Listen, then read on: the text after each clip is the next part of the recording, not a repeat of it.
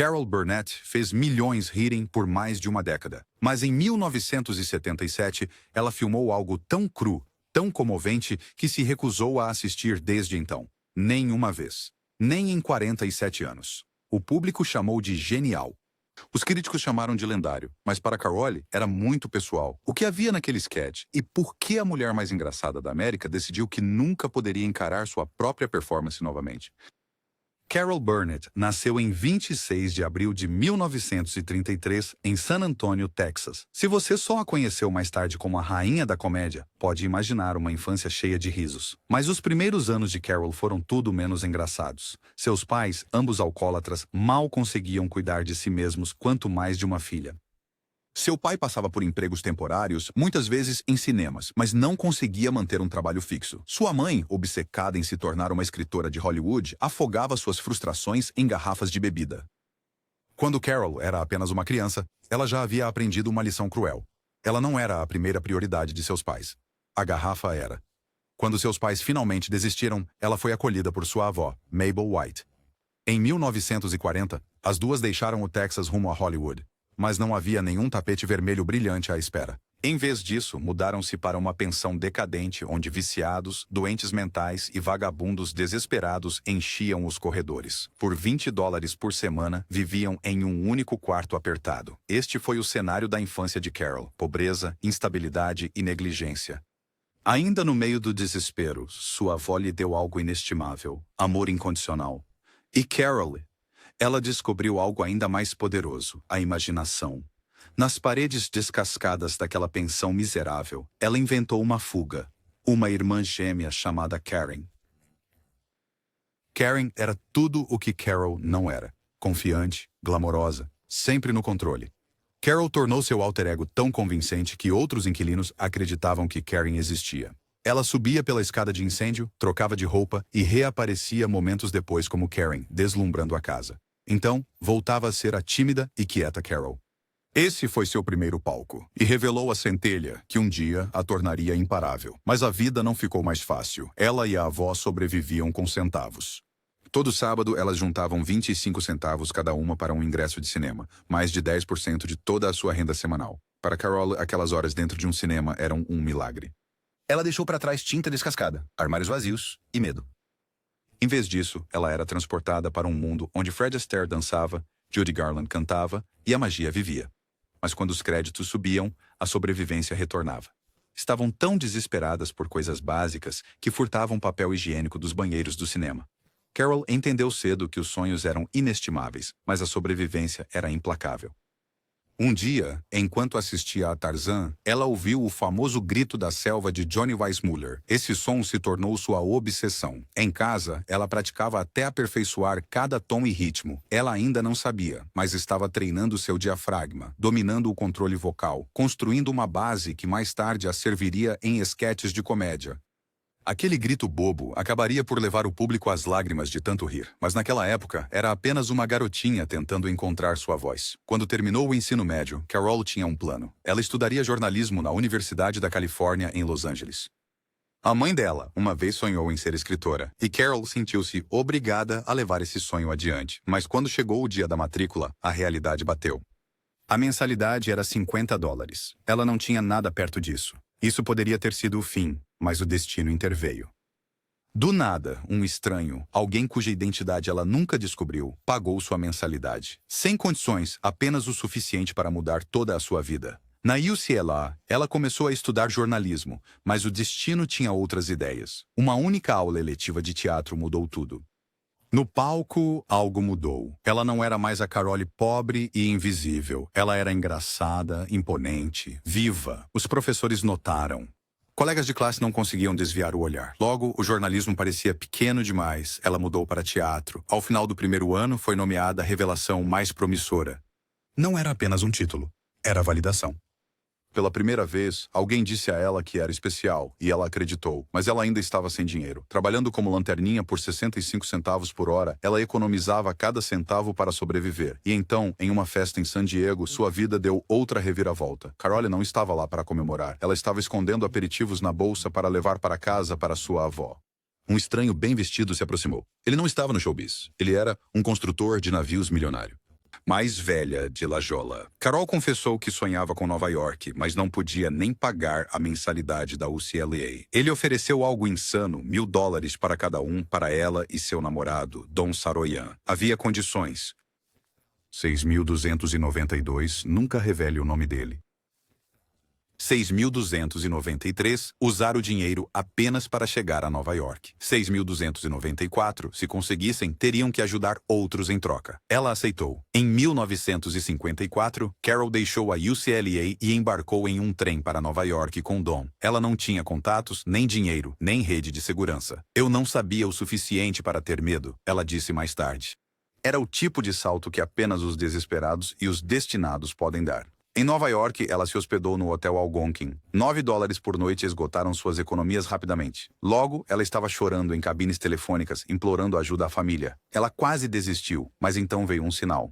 Um furacão chamado Carol estava subindo pela costa. Ela interpretou isso como o destino dizendo para ela ficar.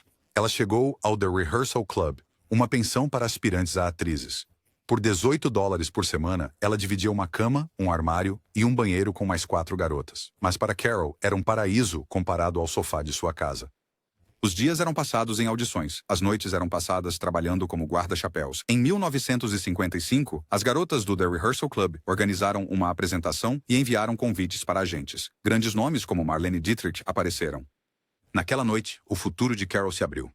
Sua grande oportunidade veio de algo absurdo, uma canção de amor de brincadeira sobre o secretário de Estado dos Estados Unidos, John Foster Dulles. Ela a cantou com uma perfeição tão exagerada que o público riu muito. Logo, ela foi convidada para o The Jack Paar Show e o The Ed Sullivan Show.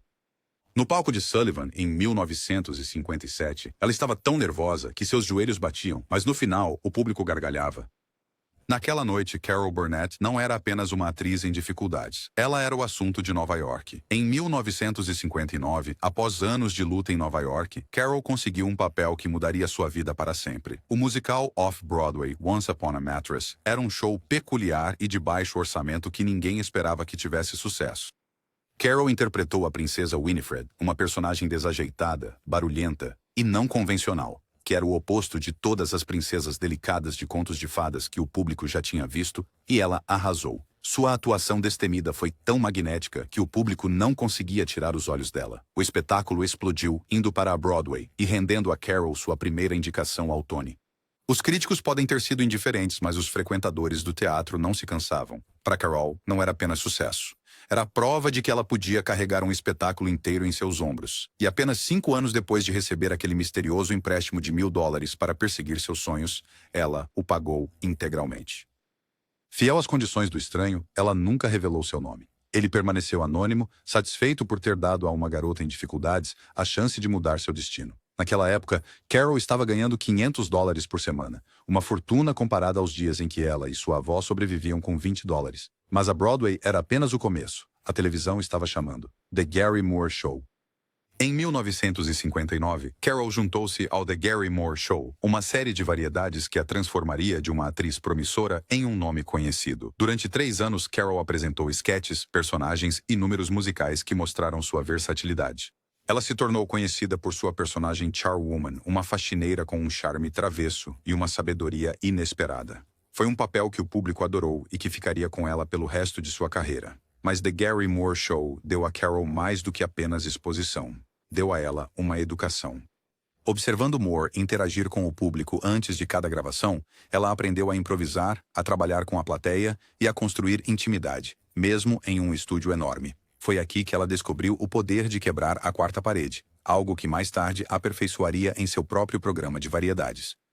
Quando ela ganhou seu primeiro Emmy em 1962, Carol não era apenas uma estrela em ascensão. Ela era um talento comprovado em uma indústria onde as mulheres raramente comandavam o palco. Julie e Carol, no Carnegie Hall, 1962. No início dos anos 60, Carol se juntou a outra estrela em ascensão, Julie Andrews. Na época, os executivos da CBS duvidavam da fama de Andrews, mas Carol insistiu na colaboração. O resultado foi Julie e Carol no Carnegie Hall, 1962. O especial foi um sucesso. A química delas iluminou o palco. Elas não eram rivais, como os executivos temiam. Eram parceiras, aproveitando as forças uma da outra com um timing impecável. O especial ganhou 3 prêmios importantes, incluindo um Emmy, e a Columbia Records lançou a trilha sonora. Naquela noite, Carol provou que podia estar lado a lado com os melhores do ramo e, às vezes, superá-los. The Carol Burnett Show, em 11 de setembro de 1967. The Carol Burnett Show estreou na CBS. Ninguém poderia ter previsto o que viria a seguir. Por 11 temporadas consecutivas, de 1967 a 1978, Carol dominou a televisão. Toda semana, 30 milhões de pessoas assistiam. Não era apenas um sucesso, era um fenômeno. Em uma época em que a maioria dos programas de variedades eram apresentados por homens, Carol rompeu o teto de vidro.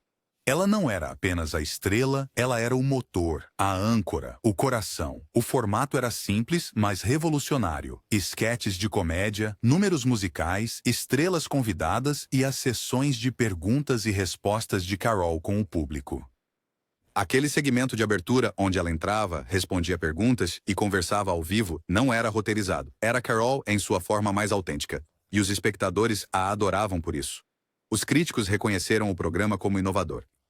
A revista Time, mais tarde, nomearia como um dos 100 melhores programas de televisão de todos os tempos. O TV Guide classificou-o no número 17. A Variety listou-o no número 23. Mas talvez o reconhecimento mais revelador tenha vindo na forma de prêmios. Durante sua exibição, o programa ganhou 25 Primetime Emmys, um número impressionante que consolidou seu lugar na história da televisão. Mas além dos prêmios, o programa lançou carreiras e criou momentos inesquecíveis na televisão. Carol cercou-se de alguns dos melhores talentos cômicos da época. Harvey Korman, Tim Conway e Vicki Lawrence não eram apenas coadjuvantes, eram ingredientes essenciais na magia. Korman, um mestre da comédia de homem sério, quase deixou o programa durante a 7ª temporada. Durante um ensaio difícil, ele confessou que não estava feliz e saiu furioso. Carol, não disposta a tolerar comportamento de diva, o demitiu na hora, mas na segunda-feira ele voltou, literalmente pulando e assobiando pelo corredor da CBS, exatamente como Carol havia exigido. O momento se tornou um ponto de virada em seu relacionamento, solidificando tanto a lealdade dele quanto a reputação dela como uma líder que podia equilibrar firmeza com humor. Então, havia Tim Conway, o imprevisível Coringa. Ele tinha uma regra: nunca dar o seu melhor durante os ensaios. Ele guardava suas partes mais selvagens e engraçadas para as gravações ao vivo, o que frequentemente deixava seus colegas de elenco lutando para manter a seriedade.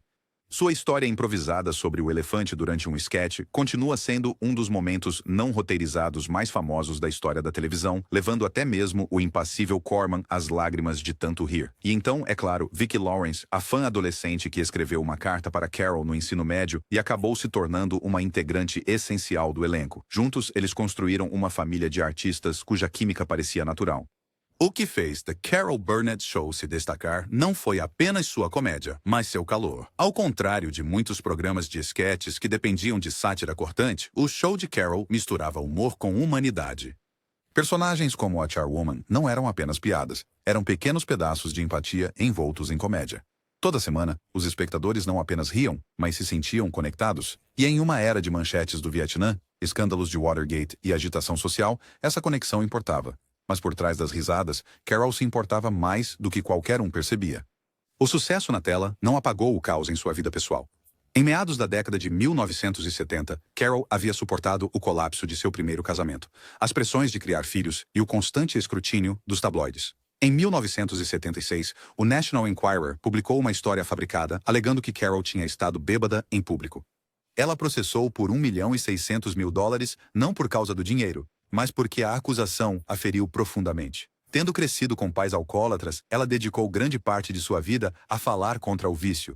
Ser falsamente rotulada como hipócrita era intolerável. O processo se arrastou por 5 anos. Ela acabou vencendo, embora o acordo tenha sido reduzido para cerca de $200.000. Ainda assim, o caso mudou o jornalismo de tabloides para sempre, forçando as publicações a lidarem com a responsabilidade. Mas essa batalha legal foi apenas uma parte de sua tempestade. Em casa, Carol estava enfrentando algo ainda mais devastador: a crescente dependência de drogas de sua filha adolescente, Carrie. Aos 13 anos, Carrie estava usando cocaína, maconha e comprimidos. Carol fez tudo o que pôde. Centros de reabilitação, intervenções, até mesmo amor severo que temporariamente rompeu o relacionamento delas. Era uma guerra silenciosa que ela travava nos bastidores enquanto ainda subia ao palco toda semana para fazer milhões rirem. Em 1977, The Carol Burnett Show estava entrando em sua 10ª temporada. A fórmula era forte, o elenco estava afinado e o público ainda adorava. Mas Carol queria arriscar. Ela havia construído seu império sobre o riso, mas às vezes a comédia só pode mascarar a dor por tanto tempo. Ao longo. Esse risco tomou a forma de uma série de sketches recorrentes no programa, The Family.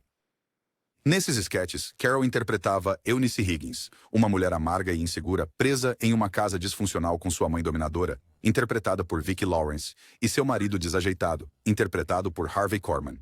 Os sketches eram mais sombrios do que a maioria do material do programa, retratando a disfunção familiar com humor mordaz. O público os adorava porque pareciam reais, crus e sem polimento. Mas em 1977, o tom mudou. O episódio se chamava The Gong Show, uma paródia da popular competição de talentos amadores da época.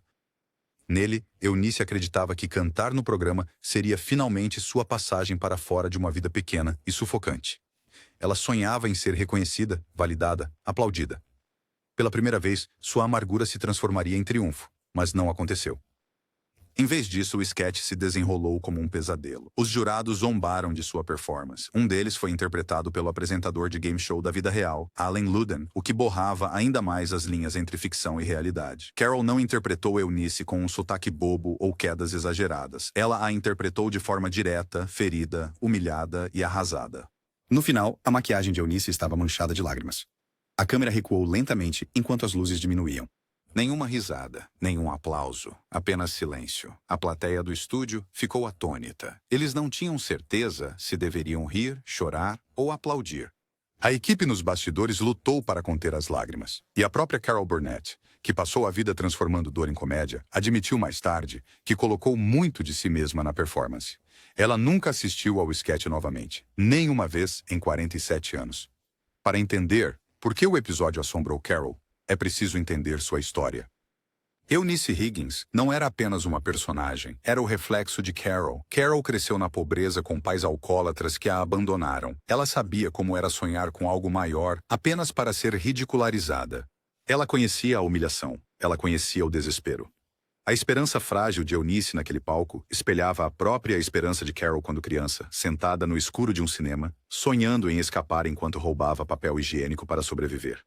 Em uma entrevista de 2010, Carol explicou: a dor de Eunice parecia a minha. Era real demais. Eu não conseguia assistir. A comédia sempre foi seu escudo. Ao exagerar, ao rir, ao transformar a miséria em absurdo, ela conseguia se distanciar da dor. Mas desta vez não havia escudo.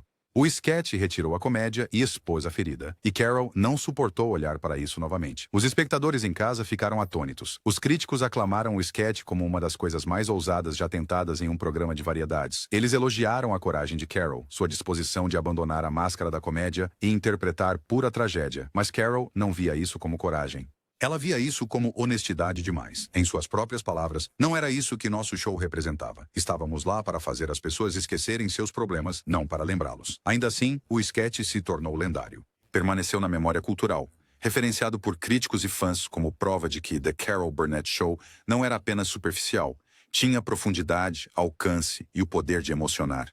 O impacto não parou por aí. A personagem Eunice tornou-se o ponto central de um filme para televisão de 1982 intitulado Eunice, e mais tarde inspirou a sitcom Mama's Family, estrelada por Vicki Lawrence. A própria Carol eventualmente se distanciou da sitcom, insatisfeita com seu tom mais leve. Mas o episódio original permaneceu icônico. Nos bastidores, o sketch representava mais do que apenas uma apresentação única. Simbolizava a tensão que Carol carregou durante toda a sua carreira. O equilíbrio entre o riso e a dor. Ela era a palhaça da América, a mulher que podia transformar qualquer coisa em comédia, mas também era a menina que havia sobrevivido ao abandono, à pobreza e à humilhação. Interpretar Eunice naquele palco, em 1977, borrava as linhas entre as duas. Pela primeira vez, a palhaça parou de rir, e o mundo viu a mulher por trás da máscara. É por isso que ela nunca o assistiu novamente. Não era apenas um sketch. Era a vida dela refletida de volta para ela. Depois que o episódio foi ao ar, Carol não se deteve nele. Ela voltou na semana seguinte com sketches cheios de pastelão, música e alegria. Mas a memória permaneceu. Ela admitiu em entrevistas posteriores que a dor daquele episódio ficou com ela por décadas. Seu público talvez quisesse mais daquela honestidade crua, mas Carol não. Ela conhecia seu papel. Estávamos lá para fazer as pessoas rirem, ela insistiu. Isso é o que eu queria dar. E assim, ela enterrou a dor de Eunice, pelo menos publicamente, sob camadas de humor e espetáculo. No entanto, o efeito dominó daquele único sketch não pôde ser apagado. Mostrou a profundidade de seu talento, sua capacidade de comandar não apenas risos, mas também Silêncio, não apenas sorrisos, mas lágrimas. Provou que Carol Burnett não era apenas uma comediante. Ela era uma atriz de impressionante alcance emocional. De muitas maneiras, o sketch revelou uma verdade sobre a própria Carol Burnett. Ela não era apenas engraçada. Ela era profundamente empática. Sentia demais, se importava demais e carregava sua dor muito perto da superfície. Isso é o que tornava sua comédia tão poderosa. Ela não estava zombando da dor de fora. Ela estava transformando a dor de dentro. Cada tombo, cada careta, cada esquete estava enraizado no conhecimento de como é sofrer. E é por isso que o episódio de 1977 foi demais. Porque pela primeira vez, ela não o transformou. Ela deixou o sofrimento exposto e não conseguia suportar vê-lo novamente. Hoje, esse único episódio é lembrado como um dos momentos mais inesquecíveis de sua carreira. Levou a desdobramentos, inspirou outros programas e se tornou um estudo de casos sobre como a comédia e a tragédia podem se entrelaçar. Mas para Carol, seu legado é diferente. É um lembrete de que mesmo os comediantes mais fortes têm limites, que às vezes o riso não é suficiente para esconder as cicatrizes. E talvez seja por isso que os fãs ainda falam sobre isso, porque naquele momento, Carol Burnett não era apenas a rainha da comédia. Ela era humana. Depois de 1977, The Carol Burnett Show continuou por mais uma temporada antes de terminar em 1978. Saiu no auge, vencendo várias categorias do Emmy e garantindo o lugar de Carol na realeza da televisão. Mas a própria Carol estava exausta. Ela carregou o peso da comédia, da família e dos demônios pessoais por tempo demais. Aquele sketch de 1977 foi a rachadura na armadura. Revelou a dor que ela não podia mais esconder completamente. Mesmo assim, ela não deixou que isso a definisse. Ela escolheu seguir em frente, focar na alegria e continuar criando. Porque se há uma coisa que Carol Burnett sempre soube, é que a sobrevivência às vezes depende do riso, mesmo quando as lágrimas nunca desaparecem completamente. Em 29 de março de 1978, The Carol Burnett Show exibiu seu episódio final. Após 11 anos, 30 milhões de espectadores semanais e 25 Primetime Emmys, a cortina caiu. Carol saiu por cima, mas nos bastidores ela estava desgastada. O peso de equilibrar o estrelato, crises familiares e lutas pessoais havia se tornado esmagador. A decisão de terminar o programa foi agridoce. Ela havia criado um dos programas de televisão mais icônicos da história, mas era assombrada pelo sketch de 1977 que nunca revisitou e pelas tempestades crescentes em sua vida privada. O que veio a seguir atestaria mais do que qualquer palco ou holofote jamais havia feito. A vida pessoal de Carol era frequentemente tão dramática quanto os personagens que ela interpretava. Seu primeiro casamento com Don Saroyan, seu namorado da faculdade, terminou em 1962 após apenas 7 anos. A carreira de Don estagnou enquanto a de Carol decolava, e a pressão fraturou o relacionamento deles. Don mais tarde lutou contra o alcoolismo e a depressão até sua morte em 1990. Logo após seu divórcio, Carol conheceu Joe Hamilton, um produtor de televisão que havia trabalhado em seu concerto no Carnegie Hall. Eles se casaram em 1963 e tiveram 3 filhas, Carrie, Jody e Erin. Mas Joe já tinha 8 filhos de seu casamento anterior, e a casa deles era um turbilhão de caos. Joe também era o produtor executivo do The Carol Burnett Show, o que significava que suas vidas profissionais e pessoais estavam completamente entrelaçadas. No início, essa parceria funcionou. Eles eram um casal poderoso, criando filhos enquanto moldavam a televisão. Mas as rachaduras se aprofundaram com o tempo. Em meados da década de 1970, o casamento deles estava vacilando sob o peso das pressões da carreira, das responsabilidades familiares e do estresse emocional. Eles se divorciaram em 1984. Joe permaneceu próximo da família até sua morte por câncer em 1991, mas a separação deixou cicatrizes. Em 1976, mesmo antes do fim do seu programa, Carol se viu lutando contra um inimigo muito público, o National Enquirer. O tabloide publicou uma história falsa, alegando que Carol estava bêbada e agressiva em um restaurante de Washington, D.C., insultando em voz alta o então secretário de Estado Henry Kissinger. Para uma mulher que cresceu com pais alcoólatras e que passou anos falando contra o vício, a acusação foi devastadora. Carol reagiu. Ela processou o The National Enquirer por $1.600.000 em danos. O caso se arrastou por 5 anos, levando-a por depoimentos, apelações e batalhas judiciais. No final, ela venceu. O acordo foi reduzido para cerca de $200.000 após apelações, mas o dinheiro nunca foi o ponto principal. Ela limpou seu nome e forçou os tabloides a assumirem a responsabilidade por reportagens irresponsáveis. Foi uma das primeiras vitórias de alto perfil contra o jornalismo sensacionalista e mudou as regras da indústria.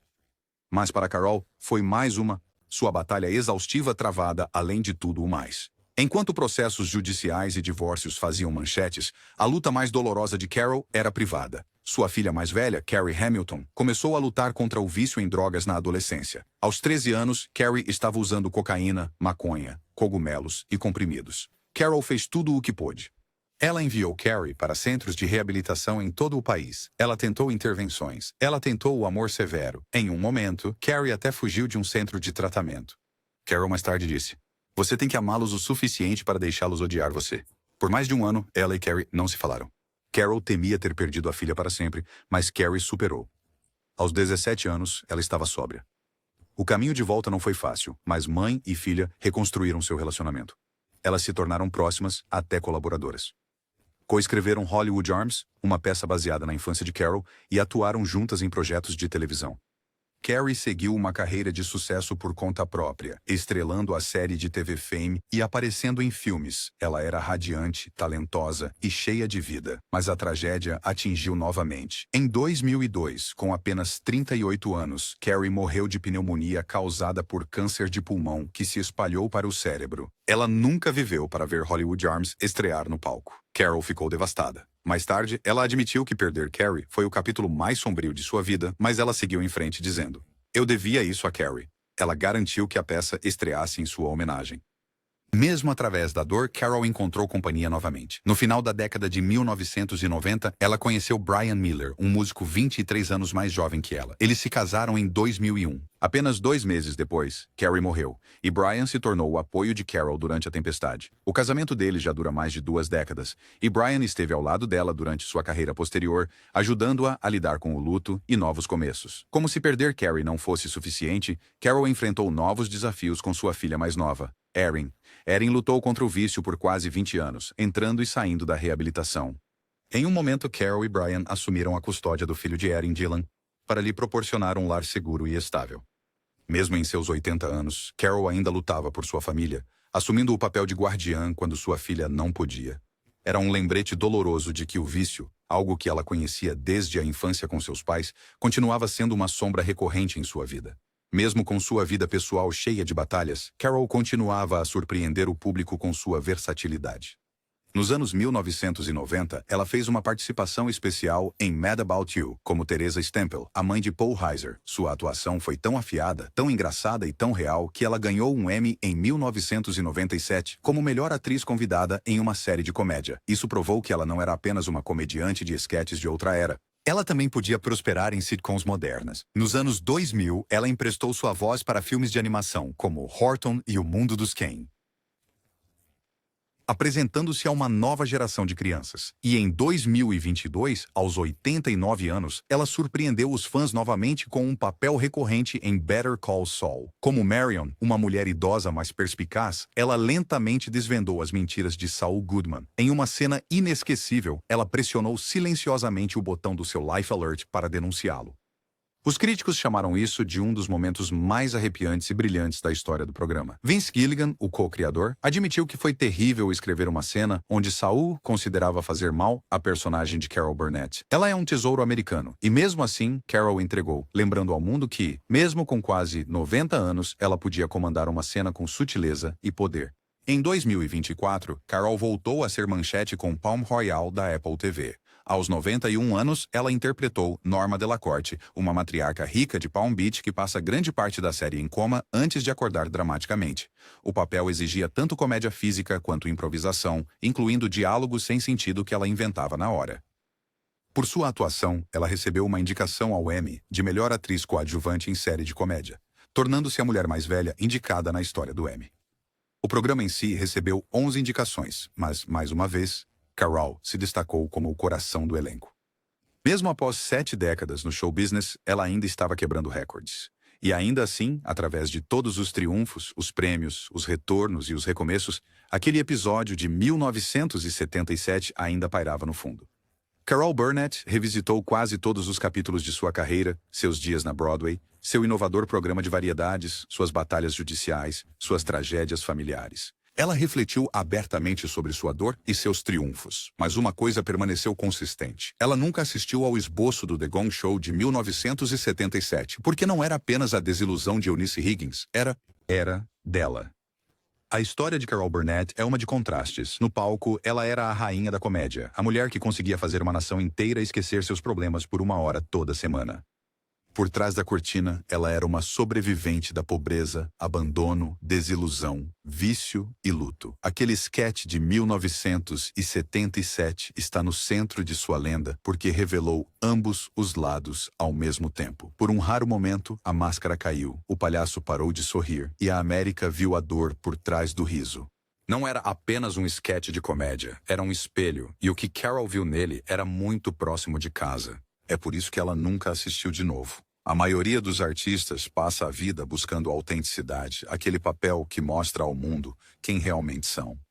Carol Burnett conseguiu isso acidentalmente, e ela odiou. Em Eunice Higgins, ela expôs o nervo cru da humilhação, decepção e desespero. Ela deu ao mundo um vislumbre de suas próprias feridas de infância, suas próprias lutas com rejeição e invisibilidade.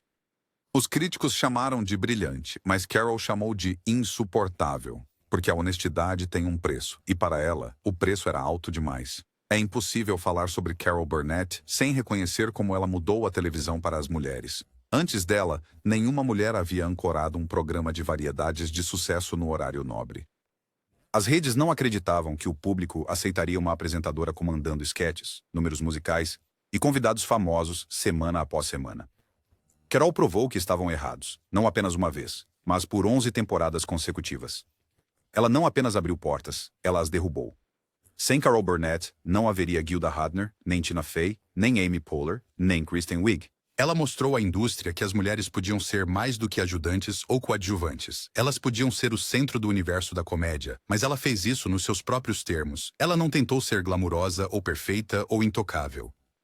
Ela fazia caretas engraçadas, usava fantasias ridículas e caía das escadas. Ela mostrou que as mulheres podiam ser desajeitadas, físicas, bobas e barulhentas, e ainda assim serem amadas. Essa autenticidade fez dela uma pioneira. Ainda assim, a maior força de Carol não era apenas sua comédia, era sua humanidade. Ela sabia o que significava ser pobre, faminta e desesperada. Ela conhecia a dor da rejeição, a vergonha do vício em sua família e a devastação de perder um filho. Ela carregava tudo isso consigo, e isso transparecia em suas performances. É por isso que o público se conectava tão profundamente com ela. Ela não era uma celebridade distante, ela era identificável, ela ria de si mesma, chorava abertamente e tratava seus fãs como amigos. Quando ela puxava a orelha no final de cada show, era um sinal secreto para sua avó em casa. Um lembrete de que por trás do glamour de Hollywood, ela ainda era apenas Carol, a garota de San Antônio que uma vez não pôde pagar uma mensalidade de $50.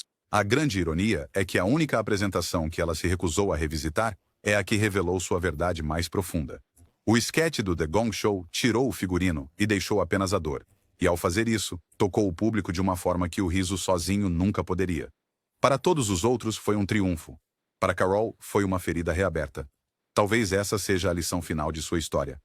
Às vezes, as coisas que criamos para os outros são dolorosas demais para enfrentarmos nós mesmos. Hoje, Carol Burnett está na casa dos 90 anos e ainda se apresenta, ainda surpreende o público, ainda redefine o que a longevidade no show business parece. Ela sobreviveu mais do que seus críticos, mais do que seu programa, mais do que os escândalos e as perdas. E através de tudo isso, ela permaneceu fiel à missão que estabeleceu para si mesma em 1967, de fazer as pessoas rirem, de lhes dar alívio de seus problemas, mesmo que apenas por 1 hora. É por isso que ela nunca quis repetir o experimento de 1977. Ela não queria que seu show fosse sobre dor. Ela queria que fosse sobre alegria. E, no entanto, aquele esboço perdura precisamente porque quebrou as regras, porque mostrou o custo da sobrevivência, a verdade por trás do riso. Carol Burnett nos deu mais de 7 décadas de risos, resiliência e inspiração. Ela sobreviveu à pobreza, desilusões, vícios e perdas, e ainda assim conseguiu trazer alegria a milhões. Mas a única coisa que ela nunca conseguiu enfrentar é a si mesma naquele esquete de 1977. Talvez seja isso que o torna lendário. Não apenas por ter sido realizado, mas por ter sido abandonado. Não apenas por ter existido, mas por ter se tornado um fantasma em sua própria carreira. E talvez a verdadeira questão não seja por que Carol Burnett se recusa a assisti-lo. Talvez a pergunta seja, o que aconteceria se ela algum dia o fizesse? Ela finalmente veria o que o resto do mundo viu? Uma mulher cuja dor tornou sua performance inesquecível? Ou isso Mas ainda ser muito cru, muito perto, muito real. Essa é uma pergunta que só a própria Carol pode responder.